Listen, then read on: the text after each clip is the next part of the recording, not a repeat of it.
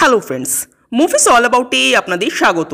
কেসরি 2 এর trailer drop করা হয়েছে। এই ট্রেলারটা কিন্তু দুর্দান্ত হয়েছে। জালিয়ানওয়ালাবাগের হত্যাকাণ্ড ও তার পরবর্তী পর্যায়ের ঘটনা নিয়ে নির্মিত এই মুভিটি। এখানে গণহত্যার দৃশ্যটা যেভাবে নির্মাণ করা হয়েছে এবং সেটা যেভাবে দেখানো হয়েছে সেটা রীতিমতো গায়ে কাঁটা দেয়।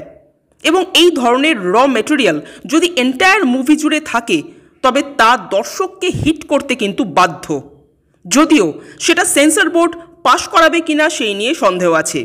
এই মুভিতে কোর্টরুম ড্রামার একটা খুব গুরুত্বপূর্ণ ভূমিকা থাকতে চলেছে এবং এখানে অক্ষয় মাধবনের ফেস অফটা কিন্তু মারাত্মক হতে চলেছে। ওটা দেখার জন্য আমি অন্তত খুব এক্সাইটেড। অক্ষয় কুমার আবারও সিরিয়াস রোলে এবং এই সিরিয়াস জোনে অক্ষয় বরাবরই অসাধারণ। স্কাইফোর্সে অক্ষয়ের অভিনয় আমার ব্যক্তিগতভাবে বেশ ভালো লেগেছিল।